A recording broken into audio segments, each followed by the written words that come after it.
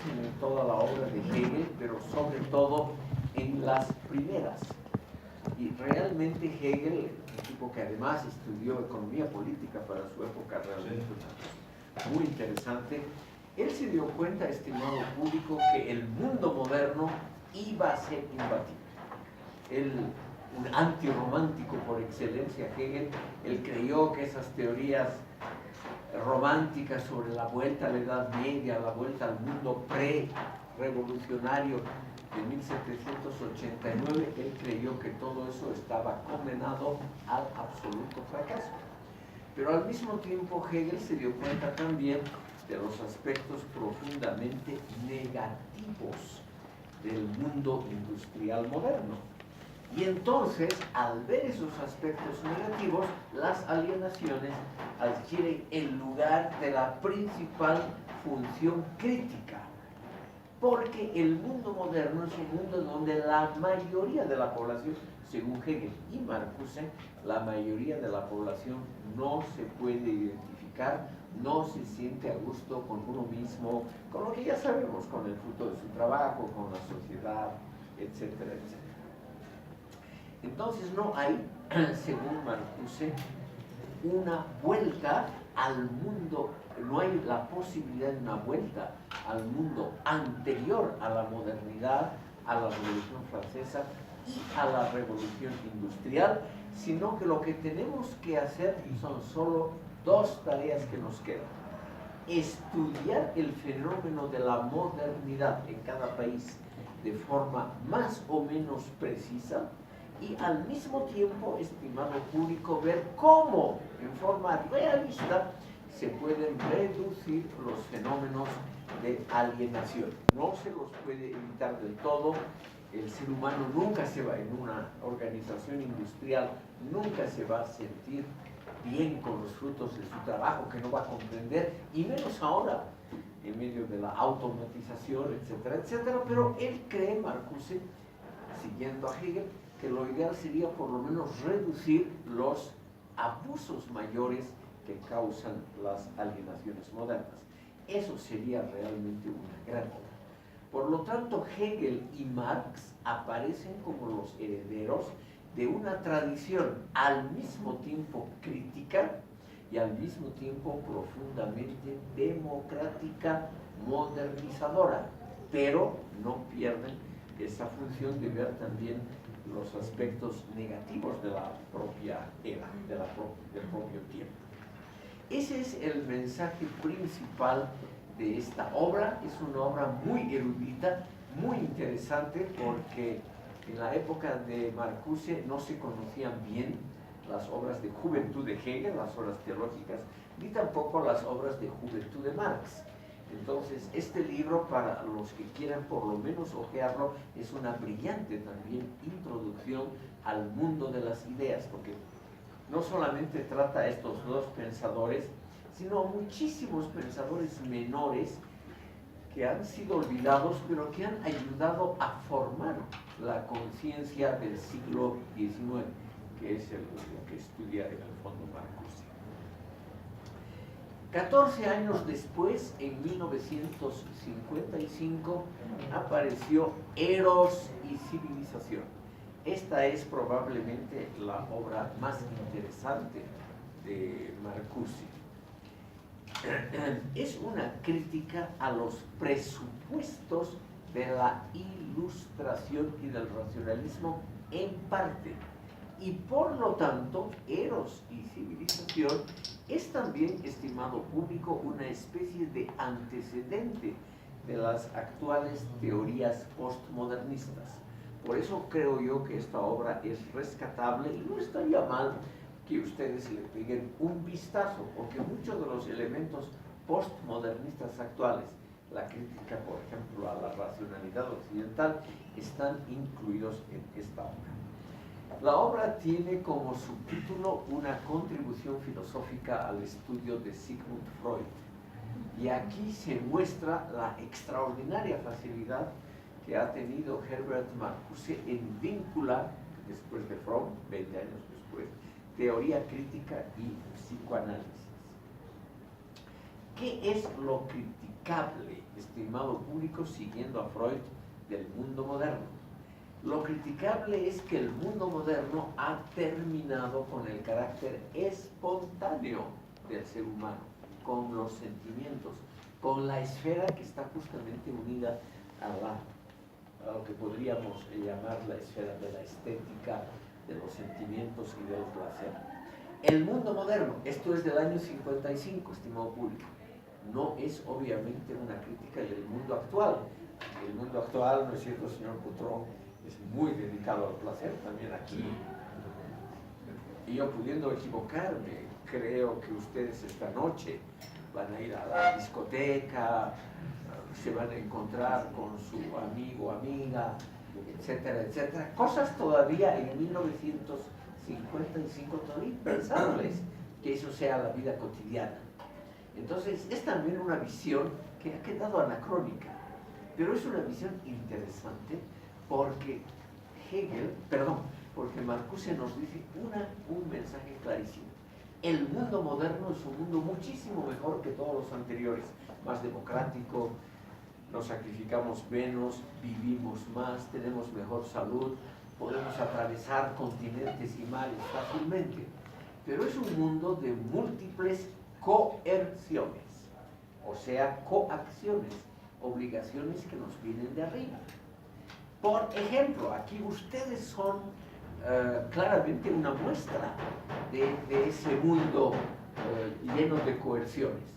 Por ejemplo, yo estoy seguro que la mitad de ustedes quisieran ahorcarme porque les impido descansar adecuadamente. Y sin embargo, educadamente no lo hacen. Además, no lo hacen pensando, ahora tenemos que hacer como si escucháramos al profesor. No es nada que lo hagan ustedes premeditadamente, sino lo hacen de la forma que describe Marcuse.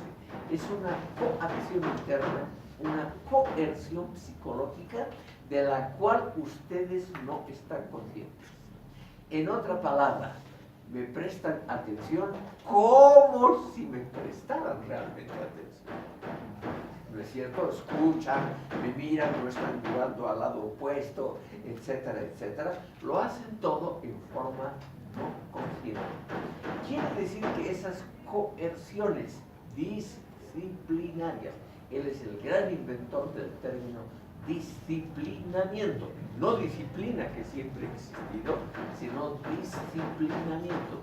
Que la vida moderna es una vida del disciplinamiento tan exitosa que nosotros no notamos cómo actuamos disciplinadamente. Por ejemplo, ustedes educadamente levantan la mano para hablar, esperan pacientemente que yo les dé la palabra y seguramente ustedes quisieran decir su opinión en forma mucho más espontánea. Y ustedes actúan de esa manera en forma automática, es decir, no tiene que decirse, ahora levantaré la mano y esperaré a que me den la palabra, lo hacen en forma automática. Quiere decir, en una palabra, es solamente un ejemplo entre miles, que las coerciones modernas han sido, aquí viene el término inventado por Marcuse, han sido interiorizadas por ustedes, internalizadas muy exitosamente. Y el éxito se nota en que ustedes no son conscientes, o dicho de una forma más general, que el ser humano no es consciente de haber internalizado coacciones, normas sociales, etcétera, etcétera, para sobrevivir en este mundo. ¿Qué es entonces la historia? Y aquí viene la vinculación con Freud. La historia, estimado público, es la crónica del disciplinamiento humano, de la muerte, de la espontaneidad que tenían nuestros antepasados en las cavernas. Suena muy duro, por lo menos al leerlo, ¿no es cierto? La muerte de la espontaneidad, de los impulsos vitales. El ser humano se ha convertido en una especie de máquina que actúa de acuerdo a un programa. Y ese programa son las normas sociales que hemos internalizado desde muy pequeños. Todo esto, estimado público, nos puede parecer muy conocido y falto de originalidad. Pero imagínense ustedes esta teoría en 1955, cuando todavía el psicoanálisis no era muy conocido, cuando todavía tenía fama de ser una tendencia intelectual de gente demasiado exagerada, etc., ¿no? Tenía todavía la fama de ser algo fuera del consenso académico. En cambio, hoy es parte de todos los estudios universitarios, de psicología, psiquiatría y todas esas cosas. Ya no nos asustan esas verdades duras que dijo Freud. Pero todavía en la época de Marcuse eran como revelaciones. Entonces él dijo, aquí tengo que hacer algo para unir las revelaciones del gran maestro y darles un empaque filosófico. La historia, estimado público, aparece como el gran proceso donde nosotros los humanos hemos perdido la espontaneidad. No damos rienda suelta a nuestros instintos y deseos, sino que los canalizamos adecuadamente por formas del trato social ya prácticamente normado desde arriba, sin que nos demos cuenta. Por ejemplo, todos los días, hoy en día que se vive generalmente en edificios, ustedes al usar el ascensor, primero dejan bajar a los que están adentro y luego suben. Es una típica norma social que describe Marcuse. Está tan internalizada que a nadie le sorprende. La usamos, ese es el signo del éxito de una norma. La usamos sin preguntarnos si existe la propia norma. Y así en muchas actividades humanas. El resultado es muy simple. El ser humano es el único animal que ha sido amaestrado completamente. Y el único porque no necesita el que amaestra, no necesita esa figura paternal, sino que automáticamente seguimos reglas. Por ejemplo, a mí no me gustan ciertas cosas y yo no voy contra esas cosas porque sé que es inútil o que no voy a tener éxito o que no se debe hacer. Por ejemplo, a mí no me gusta la burocracia.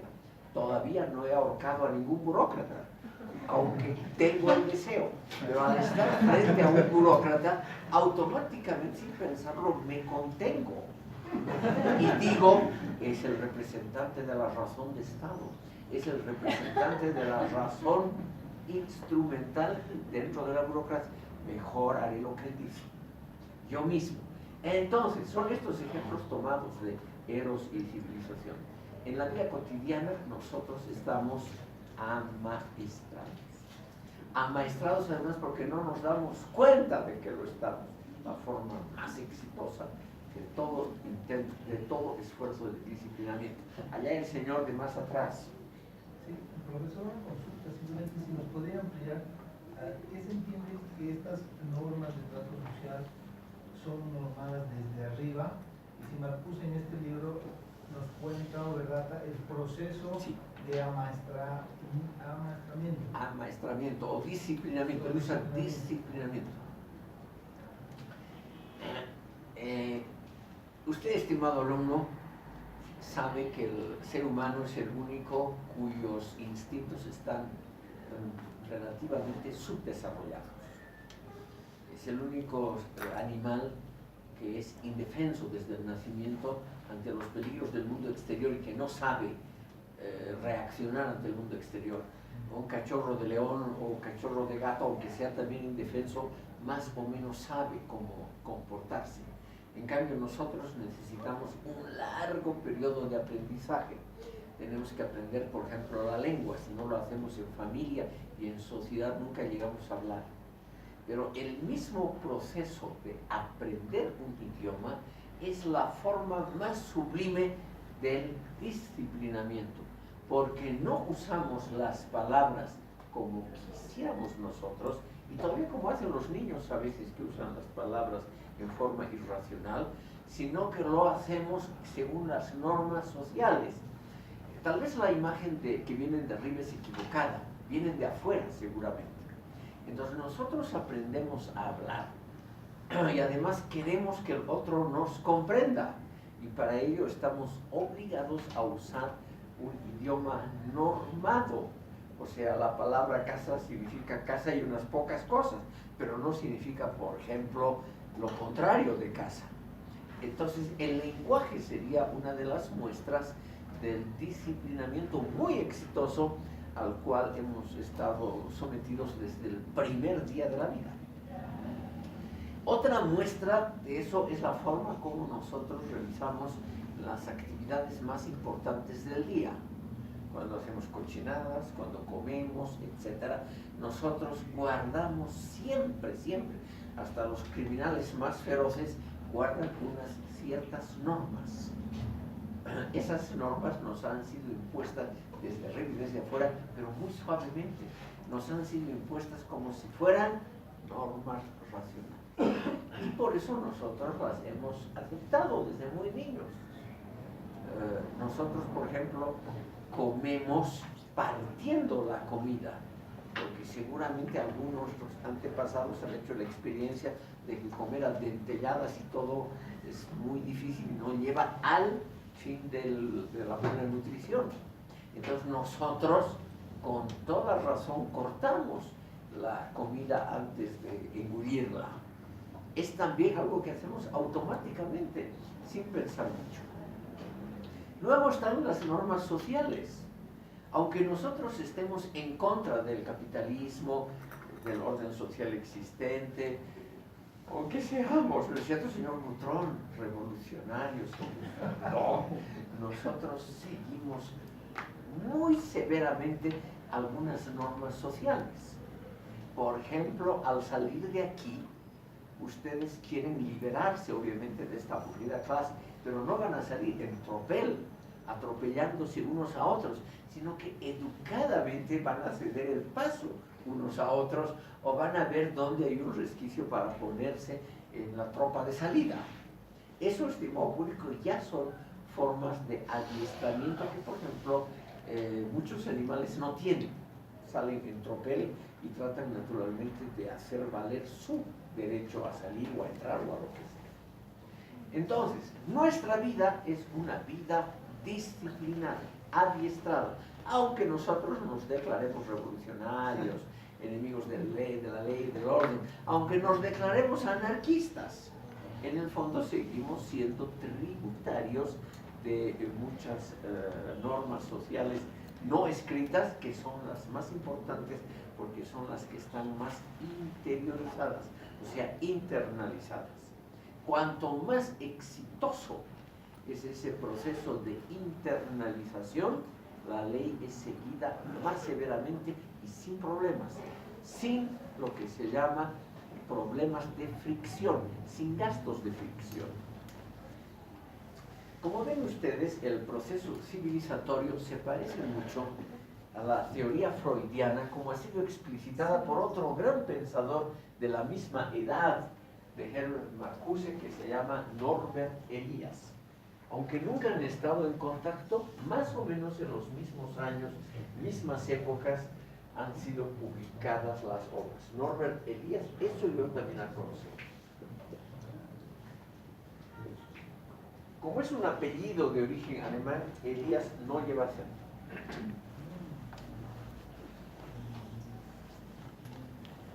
La teoría es, en el fondo, la misma. Son, podríamos decir, visiones filosóficas de la gran concepción psicoanalítica de Sigmund Freud. La vida, estimado público, humana, no la animal, sino la humana, es en el fondo un proceso de domesticación de nuestros instintos y de nuestra espontaneidad. Hasta cuando hacemos las cosas más irreverentes, cuando hacemos la corte a una chica o algo así, nosotros siempre seguimos algunos pasos que nos han dictado las convenciones sociales.